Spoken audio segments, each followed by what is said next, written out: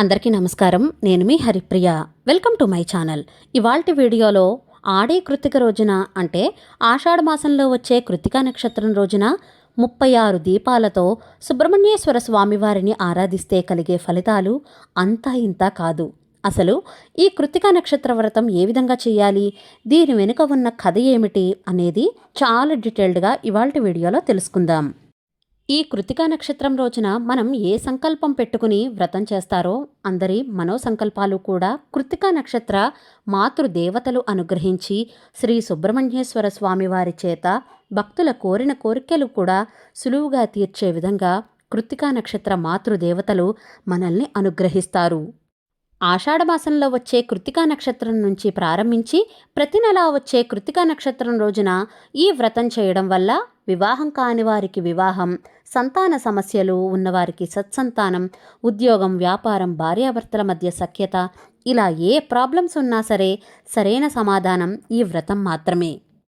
మనం ఈ వ్రతం చెయ్యాలి అనుకుంటే సాయంత్రం పూట ఈ వ్రతాన్ని చెయ్యాలి. అంటే సుబ్రహ్మణ్యేశ్వర స్వామివారికి ఒక పీటను ఏర్పాటు చేసుకుని ఆ పీట పైన సుబ్రహ్మణ్యేశ్వర స్వామివారి చిత్రపటాన్ని లేదా విగ్రహాన్ని ప్రతిష్ఠించుకోవాలి. ఆ తర్వాత దీపారాధనకు కుందులు అవన్నీ కూడా సిద్ధం చేసుకోవాలి. సువాసన భరితమైన పువ్వులతో, ఎరుపు రంగు పువ్వులతో స్వామివారిని అలంకరించుకోవాలి. మనం ఏ పూజ చేసినా, ఏ వ్రతం చేసినా పసుపు గణపతిని కూడా ఆరాధిస్తాం కదా. ఇక్కడ కూడా పసుపు గణపతిని తయారు చేసుకుని 2 తమలపాకుల పైన పెట్టి ఈ సుబ్రహ్మణ్యేశ్వర స్వామివారి పక్కన వినాయకుణ్ణి కూడా ప్రతిష్ఠించుకోవాలి. ముందుగా దీపారాధన చేసి దీపానికి నమస్కారం చేసుకుని గణపతి పూజతో మొదలుపెట్టాలి. గణపతిని షోడశోపచారాలతో కానీ పంచోపచారాలతో కానీ పూజించాలి. అర్ఘ్యపాద్య ధూపదీప నైవేద్యాలు సమర్పించిన ఆ తర్వాత సుబ్రహ్మణ్యేశ్వర స్వామివారిని పూజించాలి. కృత్తికా నక్షత్ర వ్రతం చాలా విశేషమైనది. అసలు ఈ కృత్తికా నక్షత్రం దాగి ఉన్న ఒక చిన్న కథ ఉంది, అదేమిటో తెలుసుకుందాం. సుబ్రహ్మణ్యేశ్వర స్వామివారిని కూడా షోడశోపచారాలతో పూజించాలి. స్వామికి అష్టోత్తర శతనామావళి చదువుకుంటూ పచ్చి పాలతో అభిషేకం చేసుకుంటే ఎంతో మంచిది. పచ్చి ఆవు పాలతో మాత్రమే అభిషేకం చేసుకోవాలి. ఒక చిన్న కథ ఉంది అని చెప్పాను కదా, అదేమిటంటే కార్తికేయ బాలుడు కృత్తికా మాతృకుల దగ్గర పెరుగుతున్నాడు. ఆ తల్లులు సుబ్రహ్మణ్యేశ్వర స్వామివారికి పాలిచ్చి పెంచి పోషిస్తున్నారు. ఈ కృత్తికా నక్షత్ర మాతృకలకు కార్తికేయుడు అంటే ఎంతో ప్రాణప్రదంగా పెంచుకుంటూ ఉన్నారు. ఒకసారి పార్వతీ పరమేశ్వరులు పరివారమంతా కూడా కృత్తికా వనంలోకి వచ్చారు. వాళ్ళు వచ్చేటప్పటికీ సుబ్రహ్మణ్యుడితో 6 తల్లులు ఆటలాడుకుంటూ పాటలు పాడుకుంటూ ఉన్నారు. శివపార్వతుల రాకను ఆ 6 తల్లులు గమనించారు. పార్వతీ పరమేశ్వరులకు నమస్కారం చేసుకుని స్వాగతం పలికారు. స్వామి, మీ రాకకు గల కారణం చెప్పండి అని అడిగారు కృత్తికా మాతృకలు.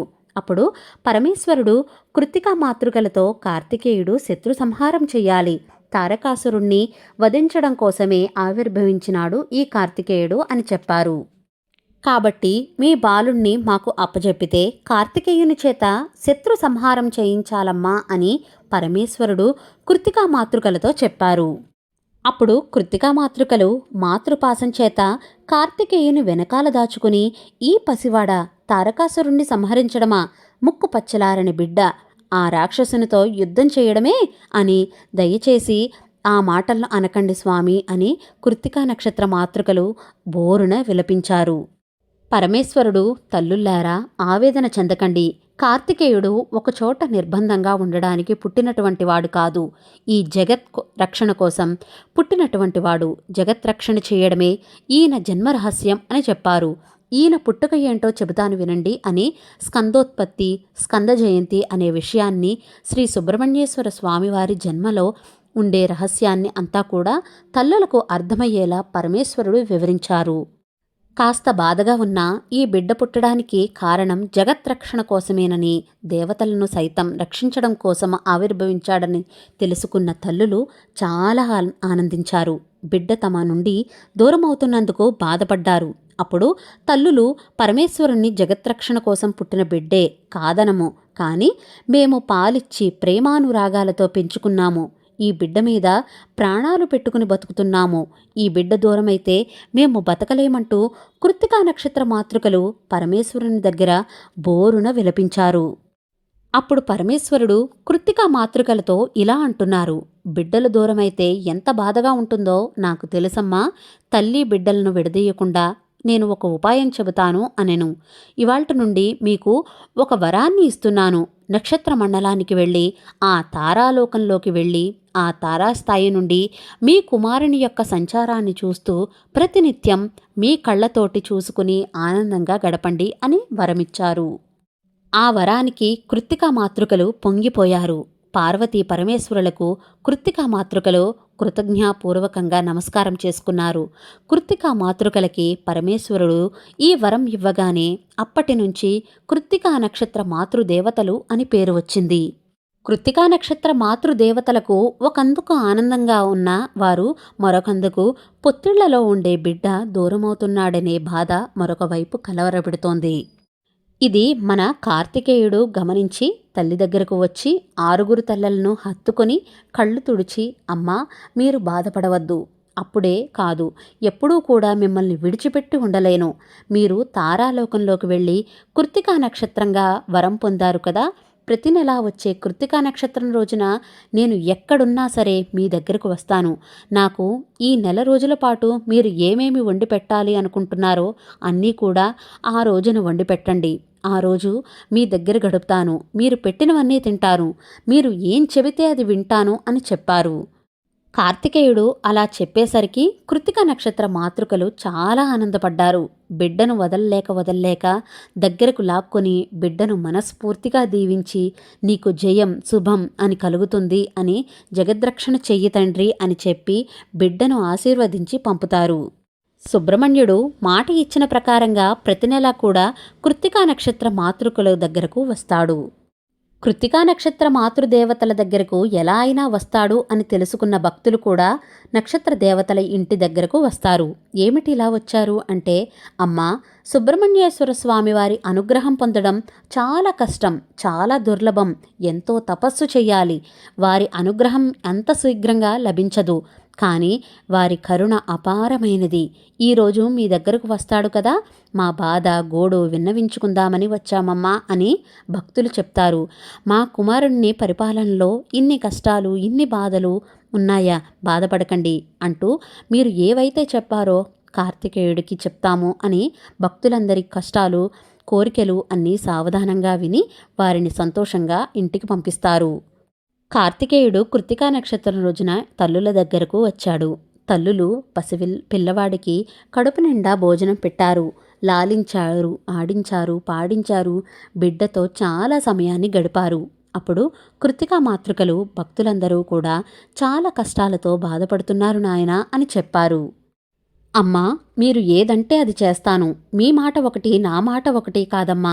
కష్టాల నుండి తల్లడిల్లిన భక్తులు మీరు ఏమేమి వరాలు ఇచ్చి తదాస్తు అన్నారో మీ మాటే నా మాట అమ్మా అని కార్తికేయుడు చెప్తారు. ఇవాల్టి నుంచి అంటే కృత్తికా నక్షత్రం రోజున ఈ వ్రతం చేసుకుని భక్తులు వారి కోరికలు కోరుకుంటారో ఆ కోరికలు ఖచ్చితంగా తీరుస్తాను అమ్మా. మీరు ఇవాళ ఏమైతే వరాలు ఇచ్చారో వారందరికీ పాప పుణ్యాలను నేను చూడను. ఈ కృత్తికా నక్షత్రం రోజున నువ్వు ఎవరికైతే అభయం ఇచ్చావో వారందరి కోరికలు తదాస్తు చేస్తాను అని చెప్పారు మన మురుగన్. అంత గొప్పది ఈ వ్రతం, ఈ కృత్తికా నక్షత్ర వ్రతం. ఈ కృత్తికా నక్షత్రం రోజున ఎవరెవరు ఏమేమి కోరికలు కోరుకుని మాతృ నక్షత్ర దేవతలను ప్రార్థిస్తారో అవన్నీ కూడా తప్పకుండా తీరుతాయి. ముందుగా గణపతి పూజ చేసిన తర్వాత సుబ్రహ్మణ్యేశ్వర స్వామివారిని పూజించాలి.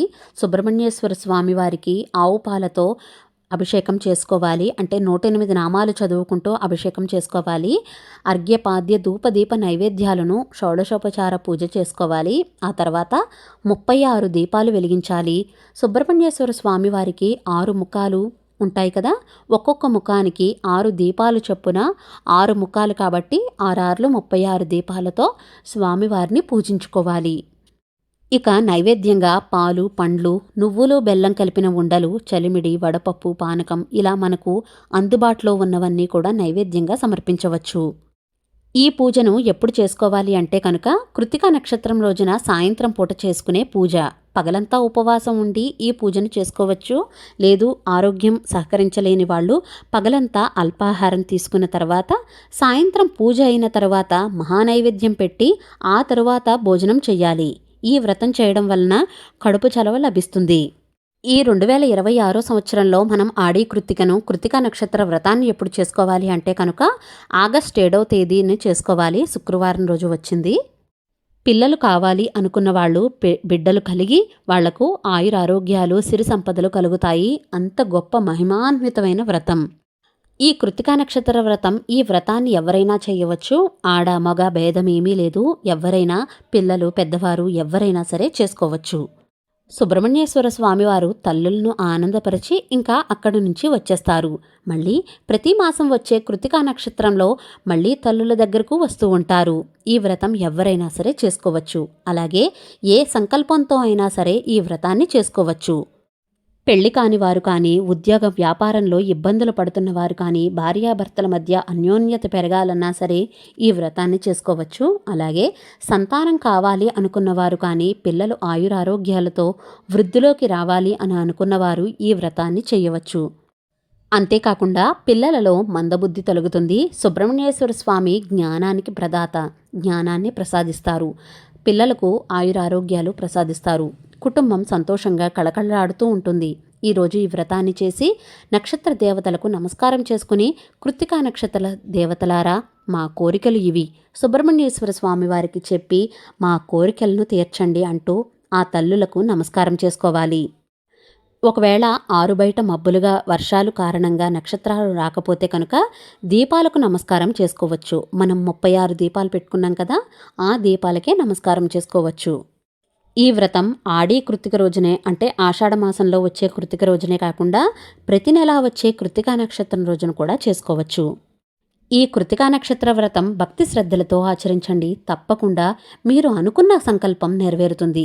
మీరు కూడా తప్పకుండా ఈ వ్రతాన్ని చేసుకుని కృత్తికా నక్షత్ర మాతృదేవతల యొక్క అనుగ్రహం చేత శ్రీ సుబ్రహ్మణ్యేశ్వర స్వామివారి అనుగ్రహం శీఘ్ర ఫలితాలను ఇస్తుంది. ఇవాల్టి వీడియో మీకు నచ్చిందా? నచ్చినట్లయితే please like, share, subscribe to my channel. మరో సరికొత్త వీడియోతో మళ్ళీ కలుస్తాను. నేను మీ Haripriya. Thank you for watching.